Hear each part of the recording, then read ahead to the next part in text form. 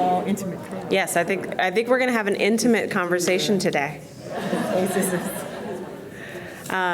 So thank you for coming to our didactic. What's your name? Yeah, your name.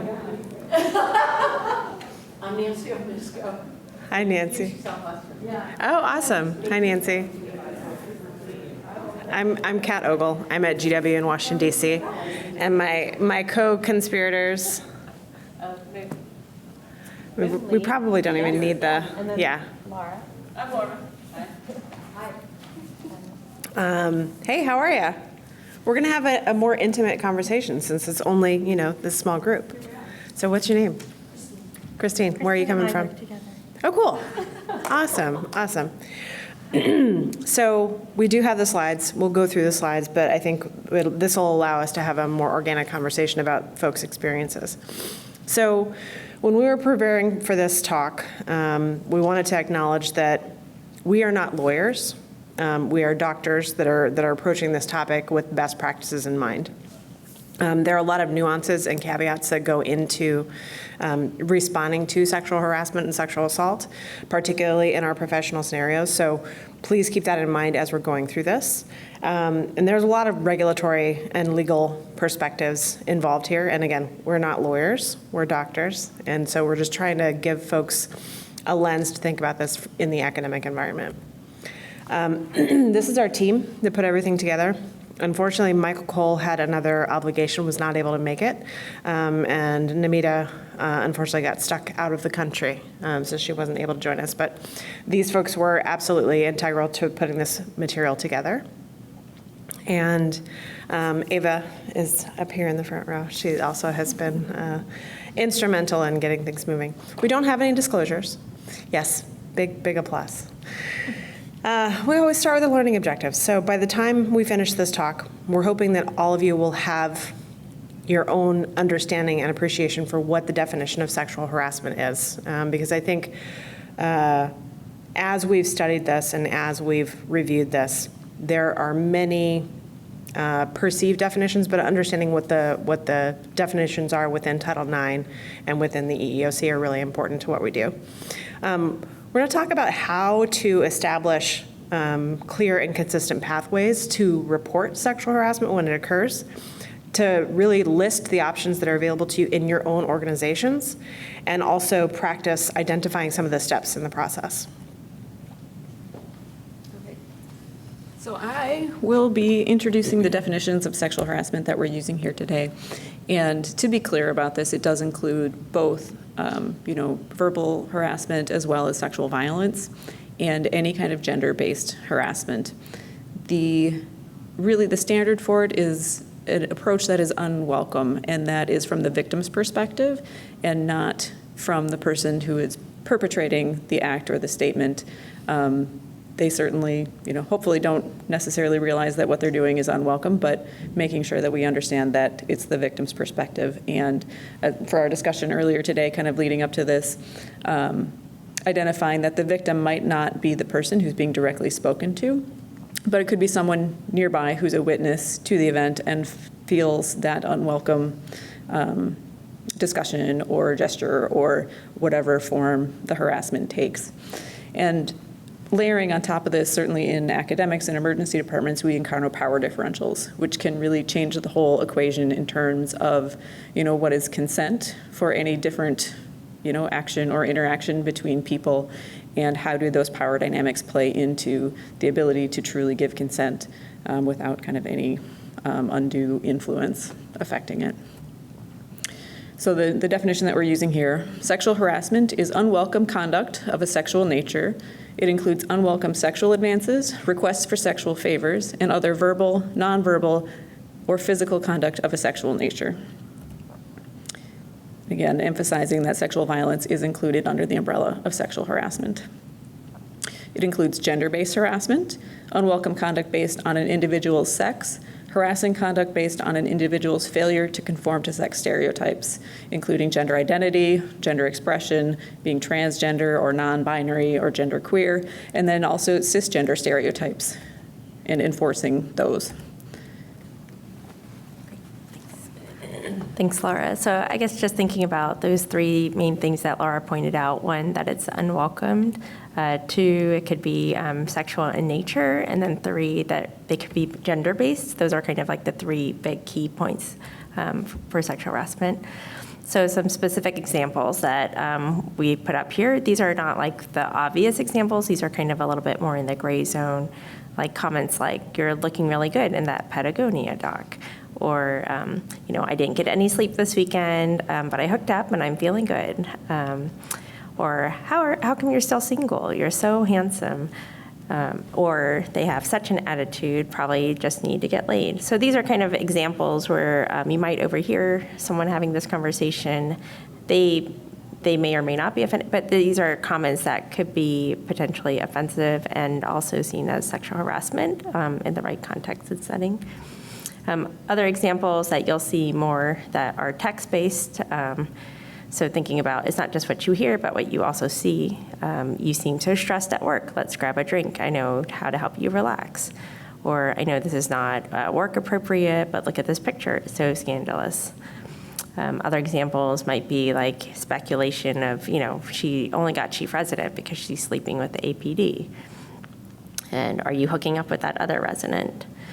Other comments might be like, "Did you hear that Dr. X made Joe change his scrubs?" This comment actually came from a real life example where this male resident was wearing pink scrubs, and then an attending made him change out of his pink scrubs because he felt like that was not gender appropriate. So Kat's going to go over some pathways on how we can report these issues. I'm seeing some facial expressions that I look forward to diving into a little bit more when we get into the small group sessions. So there's a couple of different spaces that we work in. So we work in the academic space with learners. And when we're working with learners, specifically when we're in our organizations that are supported with federal funding for educational programs, we are beholden to Title IX, which are regulations that are run by the Secretary of Education. And so if you receive any federal funding to support your educational programs and that funding supports your learners, anything that happens to those learners falls under these regulations. There are a ton of documents out there, but there are also a ton of resources out there, so you can go do some webinars, which are pre-recorded and pretty straightforward. And there are also like fact sheets, and we're going to show one of those to you a little bit later. But what is at the core of this is a mandatory reporter. And what's interesting is a mandatory reporter varies from every institution to institution. So for all of us as academicians, it's important for us to figure out what our institutional regulations are on who a mandatory reporter is. Because if someone who is designated as a mandatory reporter hears of some sort of sexual harassment or sexual assault, they are required to give that information to the Title IX office, all right? Regardless of whether the alleged victim wants you to or not. And so I think that that's one of the things where we can get ourselves into trouble, because the alleged victim will say, no, I don't want to pursue this. I don't want you to say anything. But again, to protect the learners and to be in compliance with these laws, we have to at least report it to the Title IX office. And there are a couple of steps that happen in that process, and I'll talk about that a little bit more. For some organizations, every single employee, from environmental services to the dean and to the CEO, they're all mandatory reporters. So if they see something, they have to say something. In other organizations, it's only leadership. In other organizations, it includes the administrative staff. So really, your homework once you leave here is to go figure out what the rules are in your institution. Now, many times there will be a Title IX office. There may be some sort of anonymous reporting system that goes directly to the administrators in the Title IX office. There may be an individual who is highlighted as your Title IX ombudsperson, and your anonymous reporting system may be a web-based system. Here is the fact sheet. So if you want to pull this up and save this on your phone, this is a good thing to bookmark. Has a ton of resources. Again, it has some brief webinars, some more extended webinars, some fact sheets, and what the most recent regulations are on this topic. Now, one of the things to understand about the process of Title IX reporting, once you submit your report to the Title IX office, they will reach out to the alleged victim to query whether or not that person wants to pursue some sort of investigation, if they want to lodge a formal complaint. Even if the alleged victim does not want to lodge a formal complaint, the Title IX office still has the opportunity to offer that person counseling services, repositioning of schedules, or lodging for college students and things like that, but to ensure that they don't have interaction with the alleged perpetrator, all right? And so helping our learners who are alleged victims to understand this process is really one of our kind of roles and responsibilities, and it can actually alleviate some of the anxiety that they may have in sharing this information. And there are some protections for alleged perpetrators as well, because, we have due process, and this is not a criminal process either. So if someone were to pursue a criminal assault allegation, that would be completely separate from the Title IX office. Now, if something happens from faculty to faculty, all right, so you have colleagues or a supervisor and I'm losing my word finding difficulty. Someone underneath a supervisor. Yes, that's exactly what I was looking for. Thank you. Then the regulations fall actually under the EEOC. So there are Equal Employment Opportunity Commission regulations, again, at a federal level. The caveat here is each of our institutions also has their own policies. So understanding what your policies are and what your resources are in your own institution is important. Again, there may be an anonymous reporting system. You may report to your supervisor. You may have an ombudsperson. There may be a web-based system. And ultimately, this is going to involve HR. This probably leads to the biggest amount of frustration for alleged victims because both individuals are potentially employed by the same organization, you don't have the capacity to have full transparency about what happened to the alleged perpetrator. And sometimes that leads to a lot of emotional distress on the part of the alleged victim because they want to know that something was done and something is going to happen to that person. There's going to be some sort of a consequence for this behavior, some sort of counseling, remediation, whatever. But that lives in the HR black box, and we're not able to sort of transmit that information. This is another thing that you can advise your subordinates if they're coming to you and saying, hey, this thing happened and it was awful and I'd like to pursue it, helping them to understand we will absolutely take the steps that we need to do. There are going to be a lot of things that happen behind closed doors that you will not be able to be privy to because everyone has a right to privacy. You, as the alleged victim, have a right to privacy, and the alleged perpetrator also has a right to privacy. So again, helping them understand that is really important. So what do we do in a situation when it happens in the ER, when the patient is a perpetrator? Anyone ever had this experience? Yeah, right. So there's a couple of different things you can do. You can engage your hospital security, obviously, if you think that there's a safety risk. Ultimately, you want to make sure that you're safe and that your staff are safe. That's priority number one.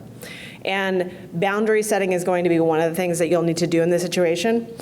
But it gets complicated because this is a patient. This is a person who's ill in front of you.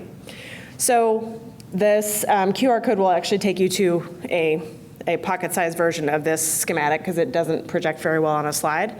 But essentially, your first question is, do you feel physically safe? If you feel physically safe, that is the time to tell the patient this behavior is inappropriate and you need to stop. When you move to the next step, if they stop, then you can proceed with your usual care. If they do not stop, then you have to find a way to get out of the room. All right? Find a way to get out of the room, speak with a colleague, a supervisor, security, engage them in the process and say, this is what's going on. This is what happened with this patient. I am not comfortable being in this situation anymore. Your options may be to transition care to a different provider. Depending on the acuity of the patient's illness, you may welcome the patient to discharge themselves from the ER if they're not truly acutely ill and in need of emergent care. And it's also important to document this in the medical record so that future iterations of your colleagues can see that this type of behavior was engaged in. All right, so this is another QR code back to that Title IX fact sheet for reference. We have a massive audience of 4 people, so I think we probably could do one small group. So if you guys don't mind just coming up to the front, and we'll kind of make a little circle and we'll run through some cases. Can I just ask a question right now? So sometimes, they're not extremely offensive comments that I have had made from patients. And it's not, it's usually a comment about, oh, well, you're a good-looking doctor, are you married? And things like that where it obviously makes me uncomfortable. But by the same token, I don't know how to address it without, because I'm kind of in a position of power, right? But maybe not, that's said to me. But I don't, it's not to a point where I don't feel comfortable caring for that patient. But I don't know how to cut it off without offending them, even though they've offended me. Or being worried about the relationship that you are Yeah, with them, and that that's conversational it. relationship, right? What are other people's thoughts? I mean, for me, I'm allowed to wait. Here. I think of like the cute little old man, right? Who Yeah, said something exactly. that, like, I don't feel threatened by him. It's a little uncomfortable. It's not super appropriate. Like, it's a very gender-based comment. I would say my personal, course of action there is mostly to just let that one roll off, right? Like, oh, thanks. Let's move on. And if it's repeated, if it's a persistent kind of behavior, I would say that's when, I'm trying to take care of you right now. Like, you're feeling sick, you're in the emergency department, let's focus on the care.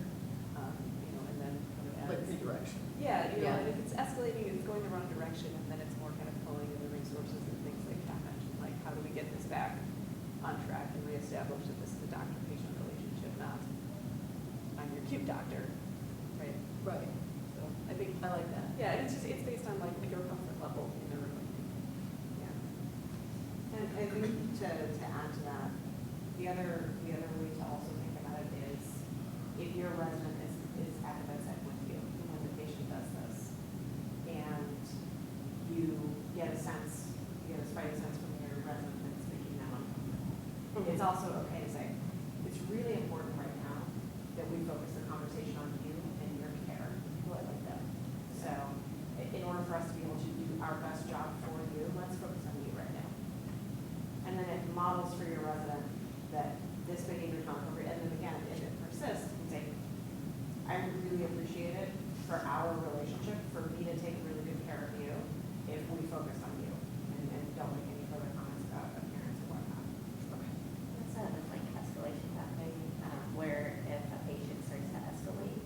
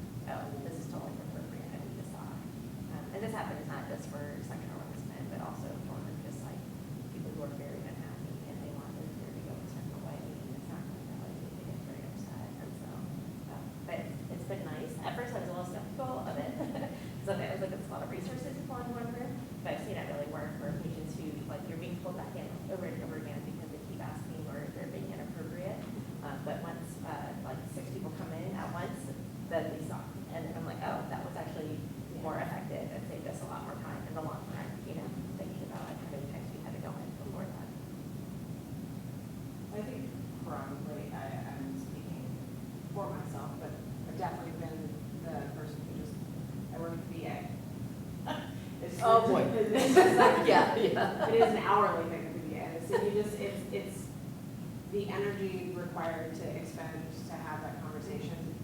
You just get it and get out and you do what you need to do. Yeah.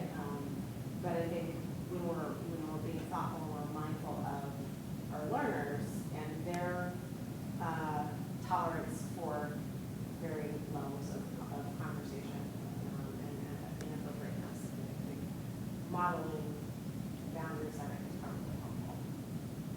And I think that's so important, because when there's a learner at the bedside with you, I agree, you want to model the behavior that you want them to take away, and you want to make sure they're safe too. So I do something similar to what you did, redirect and let the patient know, we need to take care of you, this is what we're here for. But then when we walk outside of the room, you brief that resident to say, what you experienced in the room, you're going to experience that later on in your career. Now I want you to think about how we handle it today. If that's the way you would handle it, and how you might handle it, when you're at the bedside and you're the attendant. And how, or if you wish I would have handled it differently for you today. So I think it's also a great team. That's actually, I love that, and I think that we probably miss opportunities to do that. I think sometimes we manage conversations with patients and then we don't debrief with them afterwards, and they don't even realize that it was a pearl. So I think that's actually, I'm gonna borrow that. Because I think also acknowledging it and labeling it and defining it, I mean, it goes along with, when you're seeing microaggressions, or you're seeing racism, or you're seeing discrimination. If you simply walk past it, you engage with the patient or the person, but then you walk past it and you don't talk about it, then I think you're missing an opportunity. And we can use these cases, we put these together, these are based on real experiences, but we can also heal from your behavior, not your behavior, your lived experiences with people like.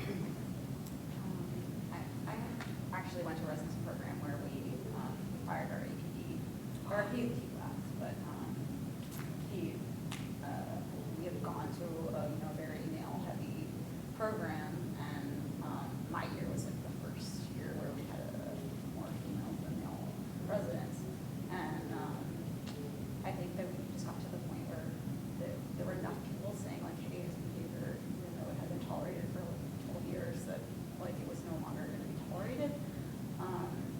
And I felt like, maybe you have like some advice about this. I felt like after it happened, we tried to do like a debrief, but our program was not the same.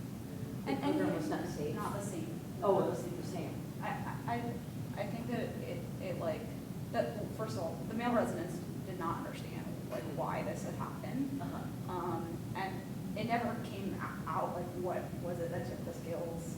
We never really, it was like, oh, like what did he do?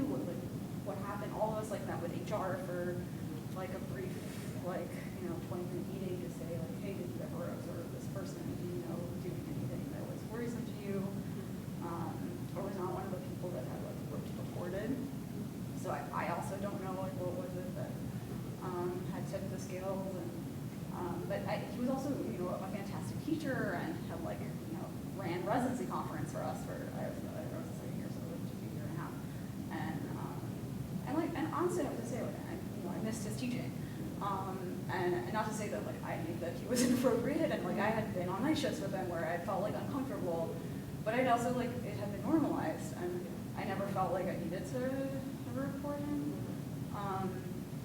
And so I was kind of curious, what do you think that maybe we should be doing better after these situations happen to make it so that you're still in an environment where you feel like you're happy to come into work, and you aren't kind of so focused on who's going to report me next, what is it that I'm saying could be too sensitive.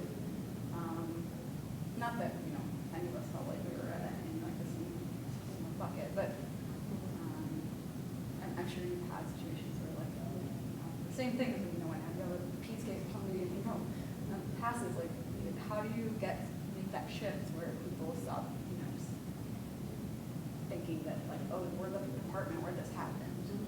Well, first off, thank you very much for being so vulnerable and sharing that experience.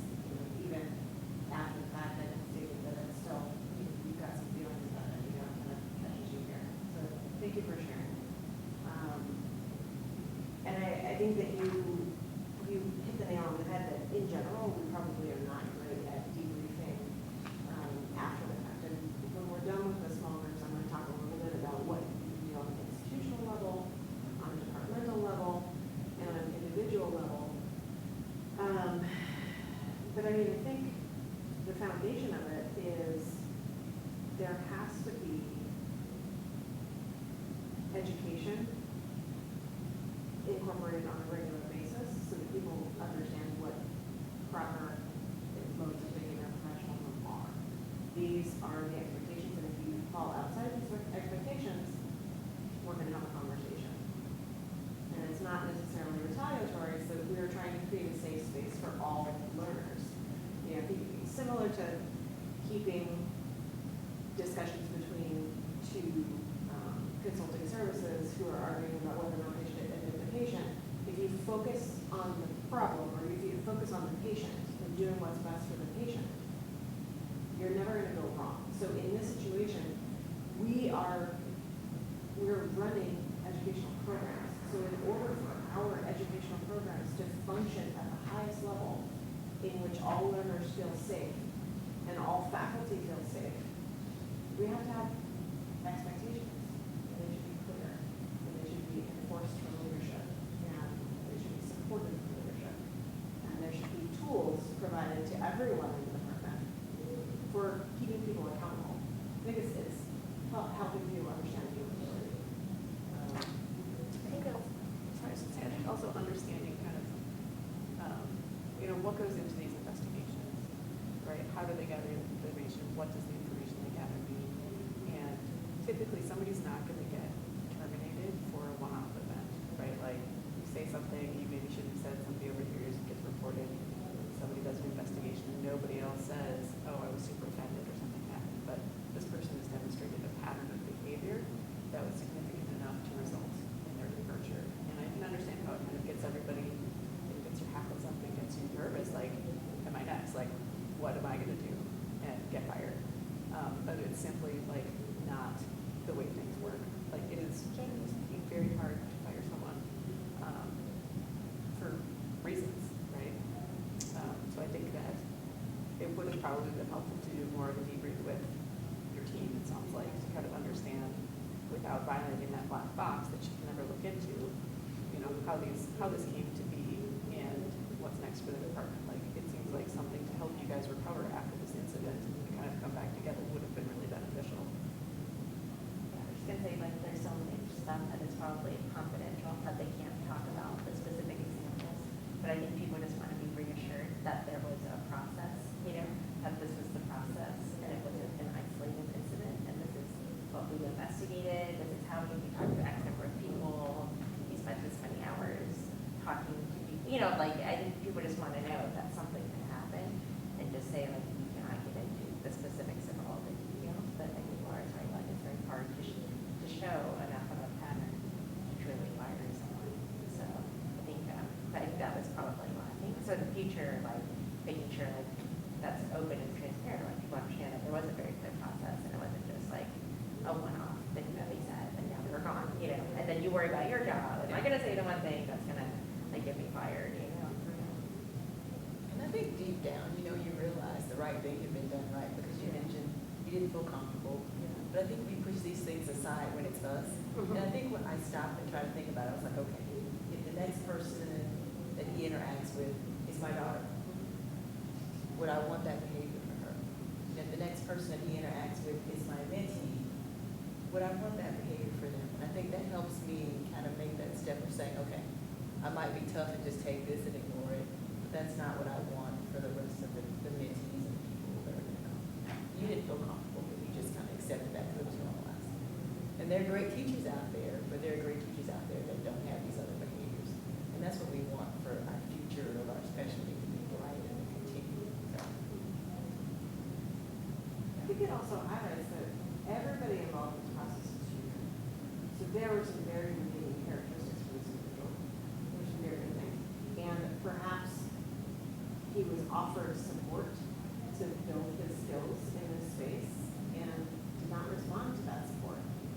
And that's where these sort of patterns of behavior end up leading to a career-changing decision.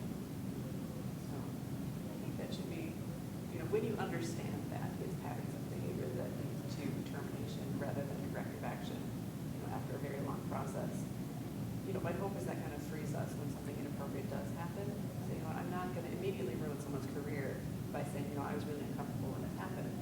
But if enough people line up and say, this is inappropriate, then they really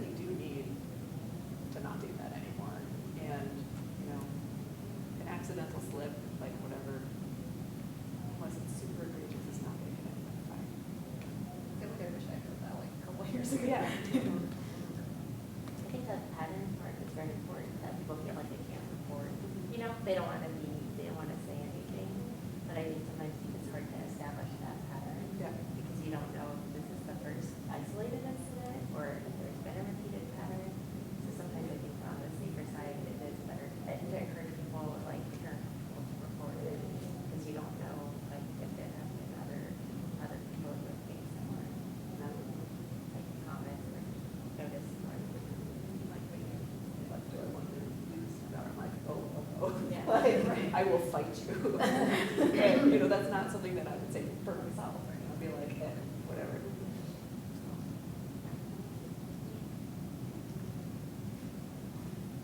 All right, shall we go to the first case? Take a few minutes to read the description. So we're going to be focusing on a learner.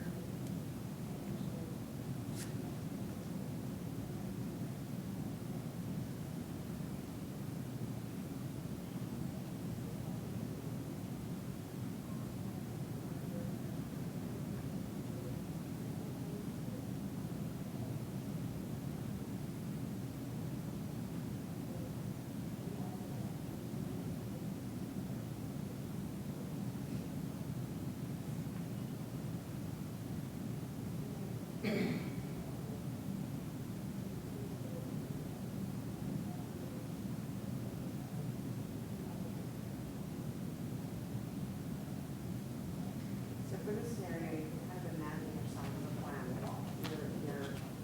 Perhaps you're the co-attending on a double coverage shift, or you're a new resident who's overhearing this conversation, or overhearing this interaction. So depending on how each individual processes this, an incident of sexual harassment or an incident of sexual assault can certainly be a traumatic event. And so we wanted to incorporate a little bit of trauma-informed care into this. So if we think about that from that perspective, right now, based on what you've read, what evidence is there that trauma has occurred in this scenario? What evidence do we have? She feels uncomfortable. Goes for attending, talks about it. And do you all care to share any feelings that come up for you about this? I feel like this is exactly the same case. Let me just.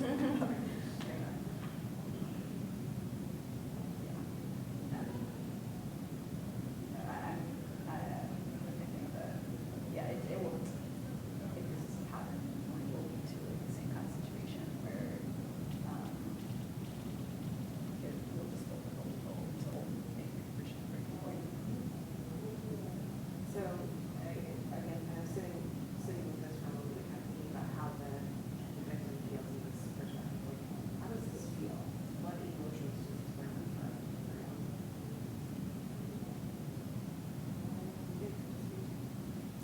I mean, I guess it's similar, like, honestly, when I was in medical school, when I was described like a similar, or I guess just in general, like a similar situations do happen, especially for doctors leave.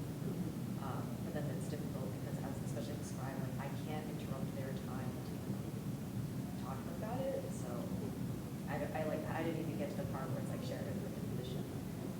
I just would, call my parents and be like, oh, he doesn't think it happened today. Yeah.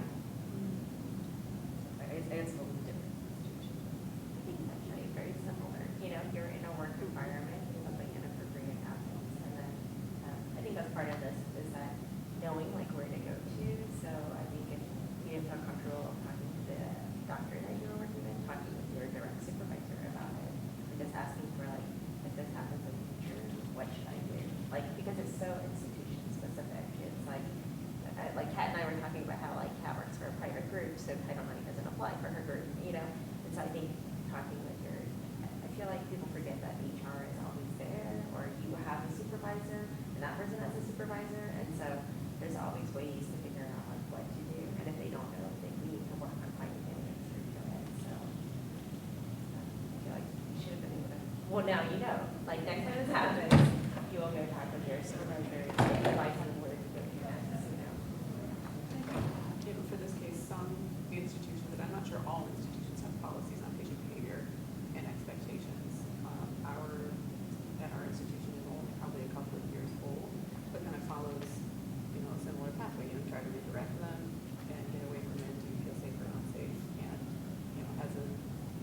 way to get more help. And so, where we are kind of understanding if there's already like a recognized way to intervene with patients, particularly challenging emergency medicine where we have to stay level 3 emergency conditions. But not everyone has emergency conditions that needs stable conditions.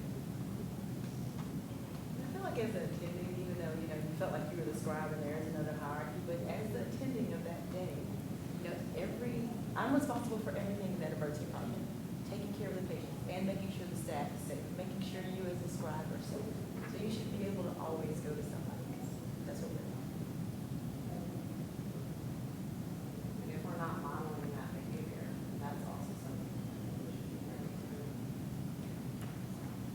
I'm wondering, did the attending see this occur? No. Okay. Yeah, but they didn't know about it. Yeah, it's You try so to- hard because he's in a position of power and it's a male, right? Yes. I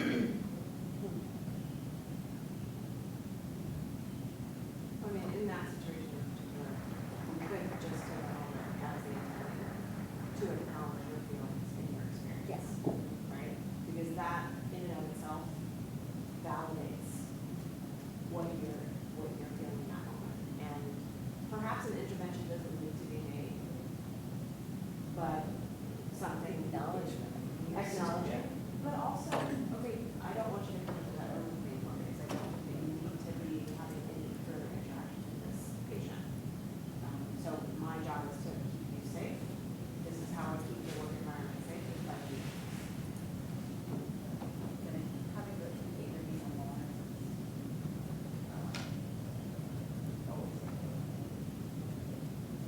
I think, one of the barriers is like look around, right? Like, who are we in this group on sexual harassment? There's a little bit of a pattern in the team here. And, how do our male colleagues support us, right? And I know there's been didactic about standard example, whether it was you or somebody else who was running one, so when they or anyone else witnesses something like this, how do you know how to respond? You need to teach people how to respond, how to be supportive in those situations, how to say, something really uncomfortable happened to you, I can write my next chart, why don't you take a minute, right? Like, let's step back and focus on the team and the individual who's had the experience that needs to be processed. And like, love my colleagues. I know that they're not the best at this, and I, hear things like, oh, the nurses were harassing me, and like, wouldn't lay off, not me, but a trainee, and the male attending was right there and didn't like support me, and so we know that situations happen and we don't get what we need from the people around us all the time. And obviously, like, sexual situations, like, are you comfortable talking to your male attending when something like this happens? Is there someone else in the neighborhood, like, are there more people working, someone that you can talk to just kind of work on processing it and knowing who you can go to in the moment? Right. But what if you had gone to your, and you could say laughed it off, or said like, oh, Yeah. get enough of that, or, or like made a joke out of it, Yeah. then like double joke out of it. Yeah. I mean, they have a tendency to just minimize it, and then that makes you feel even worse. Yeah. So, and when there's such a power difference, and you want to go to medical school, right? There are all these things that, run through your head, and, yeah. So how could we, as a peer, let's say we are a peer to this intended lab, how could we engage our colleague and fix this situation? I know this, so I'm an administrator in a department, so I know this would happen to when staff members, being slapped down. I will pull them to the side, and I will talk to them and just say, you're in charge right now. This person is not going to come. And let them know that is the behavior that we tolerate. Psychological safety is a big thing in our department right now. So we always have to make sure before we share with others the reporting structure of how things go. And we're fortunate because our HR is close to us. So whenever we have questions like same day, we can get answers, we get guidance. So I take that for granted sometimes, but we have that kind of support. And making sure that for what happened to you,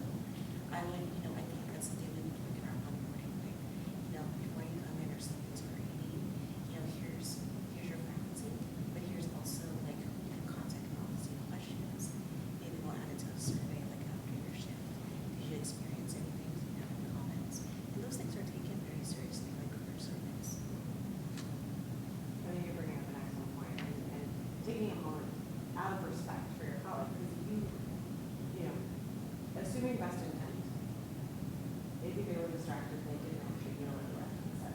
Maybe they were focused on the behavior they're trying to interpret, they're like, oh, yeah, you know. And if you stop them, like, let's take a walk. I noticed this, you know, did I hear that correctly? And I think that, you know, what happened in that moment was not acknowledging the residents' needs in this space. Moving forward, I think it's really important for us to acknowledge the residents' needs and figure out how to interact with this patient and create some safe boundaries so that the patient can move forward from there and so that our learner can support it. You know, that taking just a few minutes to like pull them aside and just ask them with curiosity. I noticed this. Did I get that right? And then sometimes that will trigger them to fix their own behavior. They don't even realize that they did it. They're like, oh, I totally did. I missed that. Let me go talk to the resident. We know what was on, and then it fixes it. So, I think it's important to do it kind of like pull them aside privately, do Yeah. it rather than like saying it kind of like a whole group, because I have seen that happen where we're like, we need to fix it, we need to up standards. See, I'm kind of like the whole room's a station, but that's like a little too much, you know, they're not going to hear you. So, yeah. Sometimes I am a little.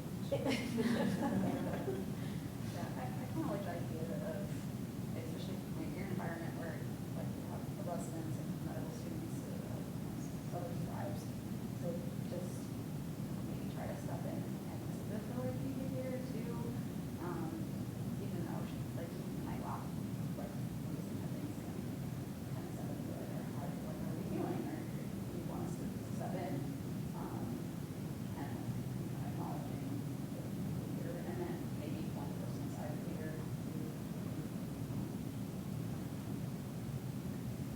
Otherwise, there's like, you know, you have other people in the room that think it's normal. or acceptable. Right. So we're gonna wrap up because we're running out of time. I'm not gonna pull up my slides because we're just here. You know, moving forward, kind of thinking about what are the fixes, what are the solutions to these problems where we're working in our spaces. And you know, if you look at it from an institutional perspective, as a faculty member, as a learner, understanding first of all what the policies and procedures are within your organization. So if you're a learner, where's the contact information from the faculty office? How do you get in contact with those people? And if you're a faculty member, are you in the daily report? And what does that mean? So who do you need to have, you know, saved in your contact box so that when this happens, not if it happens, when this happens, you know how to counsel your learner. From a departmental perspective, we really have to be thoughtful of what our culture is and what we are modeling, you know, for our learners, for our nurses, for our techs, for any of the staff that we work with, but also for our patients. These are the expectations. And in order for me to be the best doctor that I can create, this is the box that we have to live in. And then from the individual perspective, what would you do? Or what will you do the next time this happens?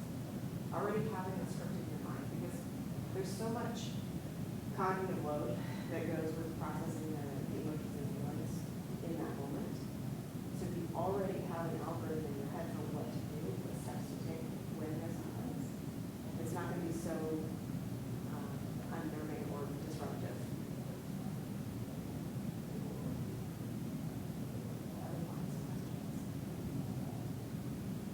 I feel bad for everybody who missed this. This is really good. This is awesome. You gave us some feedback. This is just so, this is so important to talk about. And I, you know, I think that, or, yeah, we don't talk enough about it, so. And I think this should be required for all leaders in SAEM. But I think the role thing, the scenarios are very helpful because it forces you to think about, you know, how would I respond to that? And so, yeah, this has been super helpful. Thank you. I think we could probably do it in a Zoom and have like small group breakouts so that people can actually do webinar and conversation. Because I agree, every time I think we sit in this room and have this conversation, I get something more each time. You know, you hear someone else's perspective, something that you didn't think about.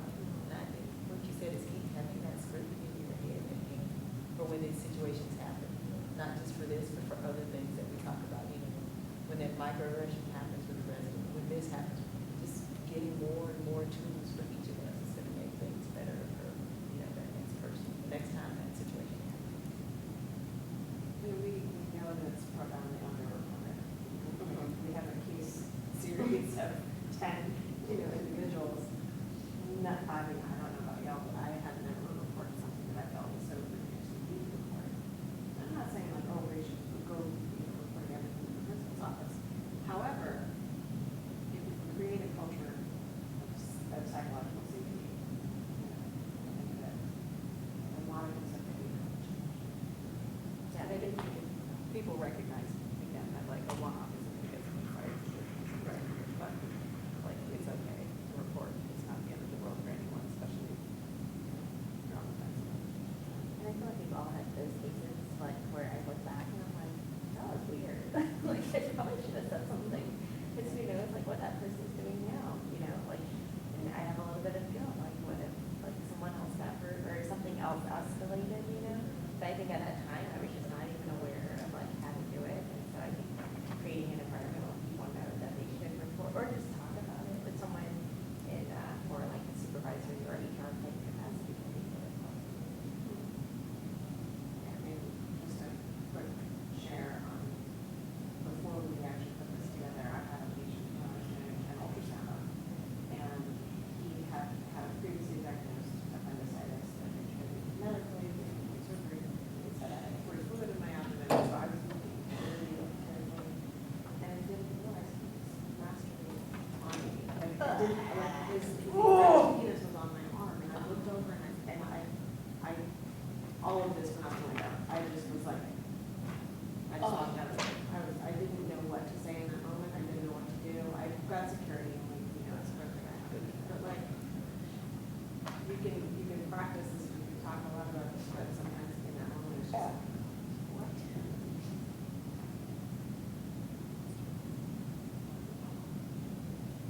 Is there something in the SAEM website that's like a toolkit for, for things like this? Like, hey, do you know your institution that can put a report to? Like, just We should know questions that. you should ask, like your own department. We should take what we've put together here and put together a toolkit. Which I hope I'll Recruiting new people for the group. The new perspective, fresh perspective. Well, I mean, because the HR perspective, I agree. I mean, your Absolutely. administrator's perspective is different than what you would have. Yeah, so I think that's a phenomenon. I'd love to hear it. Oh, yeah. Perfect, that's right. Let's do it. Got it. Awesome. Thank you very much. I'm glad you guys Really cool. Thank you. And thank all of you for your time and the passion of putting this, completing this work.